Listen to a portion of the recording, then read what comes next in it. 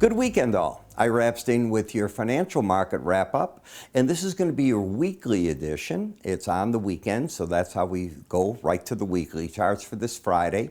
And we are now at June 11th, 2021, 5:30 p.m. Central Time. This coming Tuesday, June 15th, will be another live webinar. I'll send out invites to those of you that are on our mailing list, and we'll then, on Monday morning, we'll start putting up the icons so you can see on the website how to get there. You can always call my staff at 866-973-2077 if you don't get there. We're filling up unbelievably fast. We filled up last time. People couldn't get in. I get it. And if you sign up and you don't come, we keep a list of you. And if we see it's more than one time, we blacklist you. You just can't get in from that point on. I don't care what the excuses are. Don't take up a seat you don't use. They're free. Is that so much to ask? You know, that brings me to what I do here. Sometimes I don't do these weekend free videos. Other times I do. Again, I'm going to repeat, they're free. But on my paid subscriptions, that's very different. They're done. I've already done the Spider ETF video, and I just decided to do these. So now, where are we? Well, the G20 is taking place, you know that. Interest rates fell instead of going up, we know that. The Fed has its FOMC monetary policy meeting this week. I expect it to be another yawn. You're all going to be looking for word after word. What are they doing? They're not going to do anything. They're data dependent. They've told you that. And they, not the market, they are proving so far right. There's just so many analysts that think the Fed is going to be behind the eight ball. Maybe. And they can get there. But they've been very savvy for decades now. Decades. You heard what I just said. They got us out of the Great Recession. They've done things well. They're having trouble getting the inflation to get up and stay hot for a length of time. We saw CPI numbers that look good this week. We had a jobs report that was okay, not too hot, not too cold, but we still have too many people on the government payroll plan, that $300 a week. You need to get beyond that, and then you'll see people getting their jobs back, we all think. That's the big thing, we think. That surge in spending, well, if you go to retailers, they're seeing it right now. People haven't bought for a year. Chicago's the first city that is open completely. So we are formally open. If you saw the highlights of the Cubs game, sellout crowd. So we're back to normal. I hope you are too. Let's just go right now and look at the monthly area chart of closes. Now, we're only at the beginning of the month, so remember this, but it's a new high. You do see that. We're only a third of the way through the month. So there's time to go here. When I come to the weekly chart, though, well, this market's a new all-time high weekly close. So what happened with the sell may go away. Well, in some of the markets, it's just not going to work. Doesn't mean you can't get a break in the summer, but that didn't work. And if you notice that all of the stations that are financial TV don't even talk about it, but they used it in May to keep you coming back and keep that going. I think you have to be fair with that and talk about it when you prep the people. When we see the weekly chart, you can see that you got up over everything. When you look at this chart, you've got a lower low, higher high. That is not a trend. That is nothing. The bias has stayed up as the market is continually on breaks, gone to that 18-week average, held it, and come snapping back for new highs. One of these times it won't. I don't know when that time is. So until it happens, you play that it's going to happen that way. The resistance is the 43.47 level. There is a window envelope here that I talk about with my traders on the weekend edition of the paid subscribers. You should know what that is, but I won't share it with you unless you're a paid subscriber. The slow stochastic still fully embedded, which tells me on the pullbacks, regardless of this part, this rules the chart. You have to have a hierarchy within the indicators you use so that there's sense to them. I watch people that use MACD and RSI and slow stochastics all on a chart, and I go, you're out of your mind. They're going to fight each other. You're going to get confused. You now got to decide which one's better. And instead of complementing other indicators, you're making it a mess. That's my point of view. It does not mean I'm right. In the NASDAQ, I see just a churn to the sideways pattern here and an overbought market. Simply put, on a weekly basis, not the place to be. When we come to the Dow, still the place to be. I know the daily charts were weak this week, so what? The weekly charts, if you're a weak trader, in other words, the longer term trader, they're still bullish.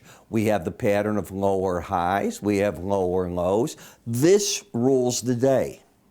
Now, should you get up and over the 34,827 level, I can make an argument for the 35,695 level. Should the red line at the end of the week, the slow stochastic goes under 79, I would say you got to be out of long positions. You're probably going back to that 18-week average of closes.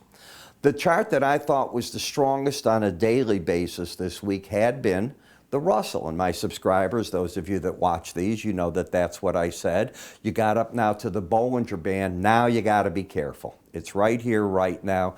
You're up nicely in the Russell today, up, what, 20 points or so. But I'd be very cautious. This is where the resistance should start, right here, right now. In the 30-year bond, wow. I was looking when the market lost its embedded reading all the way back. That's embedded.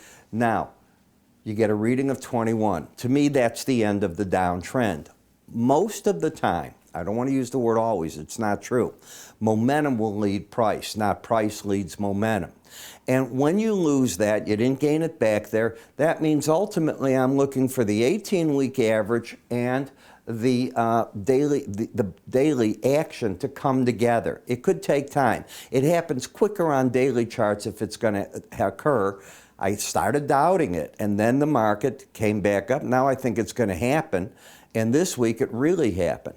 If it decides to accelerate, and you've caught a group of people wrong under here, and they decide to throw in the towel, wherever that upper Bollinger Band is, that'll be the resistance point. And that'll probably drop rather smartly, because if you look here at 163.23, where it's at now, the week before it was 165.7, so that's a point and a half. If I took that off, you're probably into the 162 area, thereabouts, if it does the same thing come Sunday night. I'll be watching that very closely. That's where I'm looking for the resistance. The 100-week is the resistance in the 10-year note. Trend up, bias up, the bias up, momentum up. Why not go for that number? Wouldn't surprise me.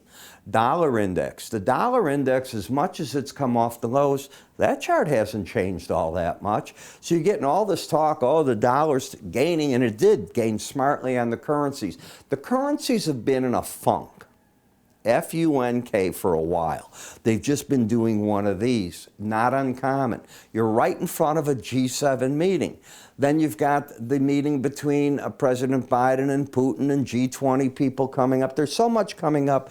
I can see that market doing that. It wanted to get past, and I'm talking currencies, wanted to get past the European Central Bank meeting, and it wants to get past our FOMC meeting this coming week. I think it's going to be like this for our meeting. I'm tired. Why am I even watching it? That's what I expect. The Fed's data dependent. They're getting a bump in the inflation. They want to see that. Is it transitory or not? Employment. Will we see more people come to the workforce now that nearly 24, 25 states are ending, as of yesterday, June 10th, in sequences, they're ending that $300 payment. There's another half the states going to stay with it right into September. So the most you're going to get is something of a bump, but I think you will get a bump with people looking for jobs once they realize they're not getting that money. Where they needed, the service industry. That's where they're needed. Restaurants, all the things that service us.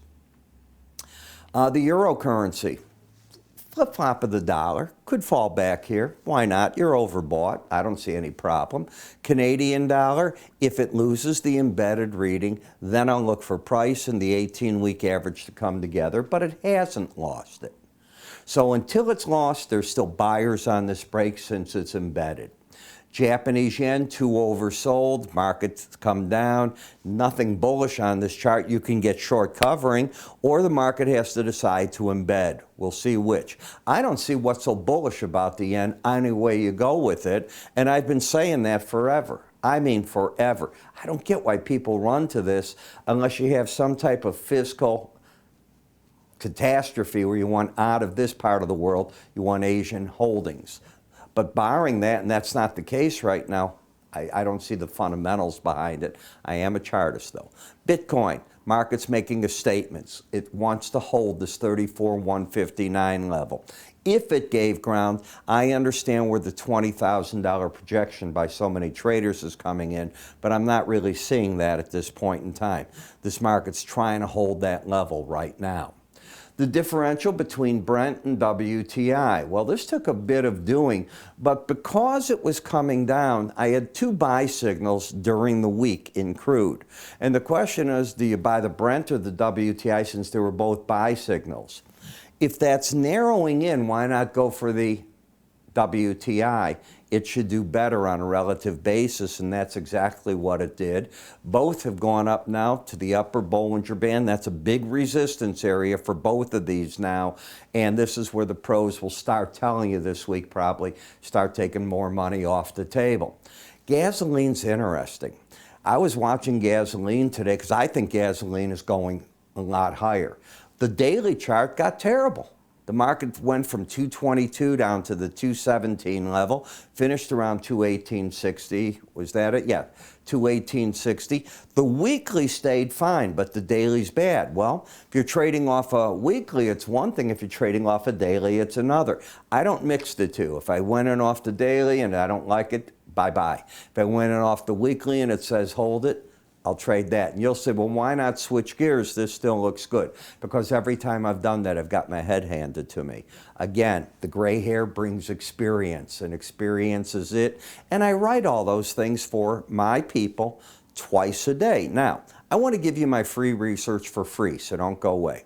I'd like you to try it. Tell me what you think about it. I'll give you 2 weeks free. I'll throw in, if you want, both the spider and the morning subscriber videos. You'll get everything my paying subscribers get, but then after you try it, you don't get it again for free. You either become a paid subscriber or that's it. So don't tell me, oh, I'm a subscriber, I just quit Ira and I want back. Not gonna work, okay? Don't even bother me with that. I'm fair, you be fair with it. It's that simple.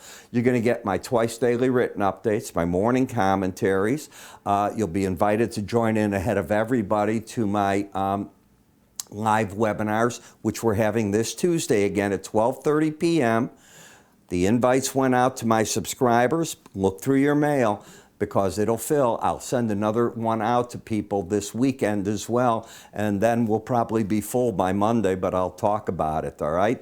It's fast-paced. I do record them, but I do not put them on the website. I want people to attend them. That's what makes it work for me. I want to make it fast-paced. I cannot cover all the questions. Whatever I can get to in 20 minutes, that's it, and that's how it's going to work. Again, it's free for you people. Just go for our free trials, 866-973-2077. You can call us, or on our website, go to the free trials in the bottom right, sign up for anything. We'll take it the rest of the way. You have a great weekend. I'll see everybody come Monday.